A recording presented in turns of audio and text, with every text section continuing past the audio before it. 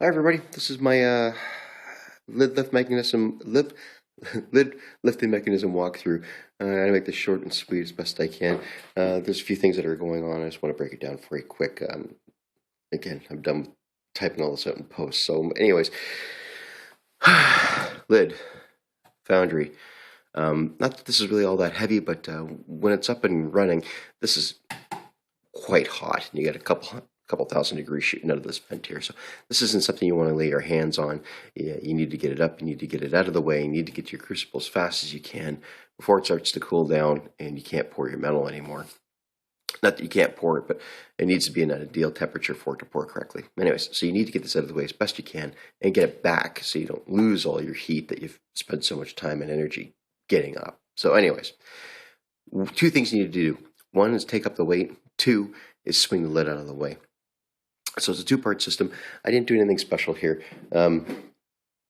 Everybody that does this, runs a foundry, does this in some form, and I've basically stole everybody else's ideas and just adapted it to my little cart here.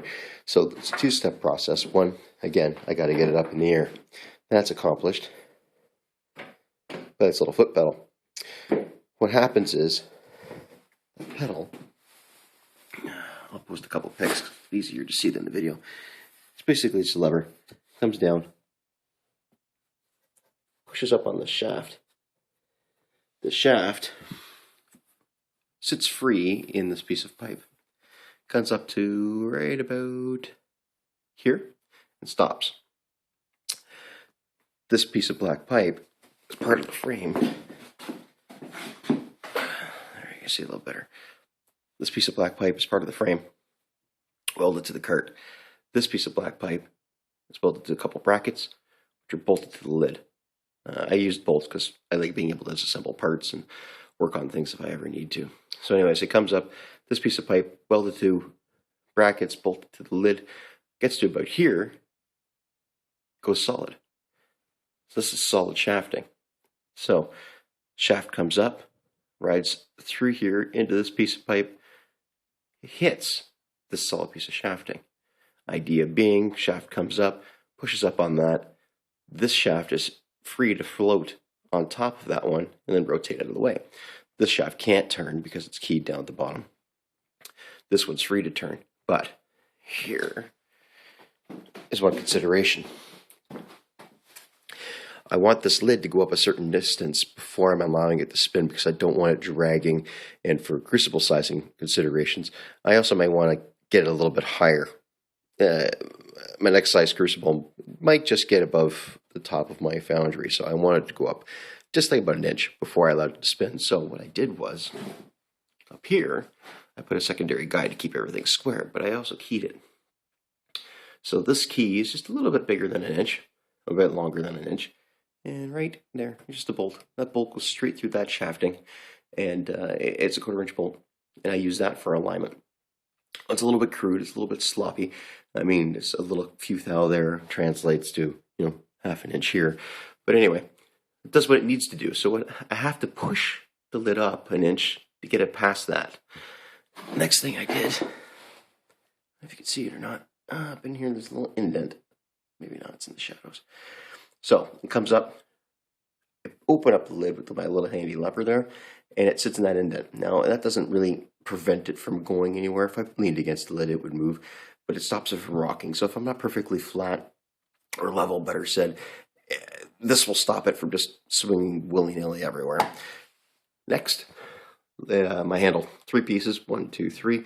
I did it this way mainly because I wanted it round, wanted something round that I could make a hole through, and I needed a little bit of a lever action, so I made a piece of flat bar. And for my good buddy Jack, I found a place for knurling. I figured you'd get a kick out of that. So anyways, 3-piece handle, bolts into the top of the shaft. This is actually pinned to this solid piece of shafting.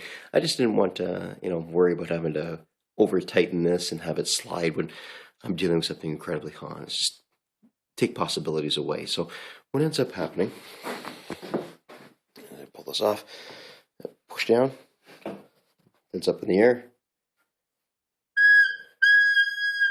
Here's my bolt. And I can do this, and there, sits in my indent. I also positioned the handle, or I pinned the handle to that shaft, so it would butt up against the upright there, so it can't open anymore. And as you see, gives me free access to everything. Well, this down here, you haven't seen this yet. This is in jargon, a plinth. In common language, I don't know, standoff. It sits down in there and it keeps the crucible from sitting on the ground, because you don't want your flame actually hitting your crucible. You want it hit in the wall, heat the wall, wall heats crucible. Anyway, thought I threw it in there. So there's my little keyway action. That's sitting in that indent. That's by hand. I'll bring it back. See, I can do it. Like right now, I just did that by hand. I didn't bring up any of the weight.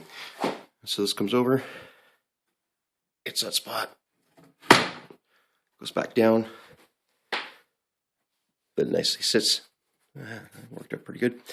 So there you go. That's pretty much it. I did everything from scratch, and I bent the brackets, welded everything up. Originally, I had this really heavy piece of bar there, and I was going to play up the whole Franken tank thing and put big bolts on it, but it didn't work out very practically for me, so I changed it up a little bit.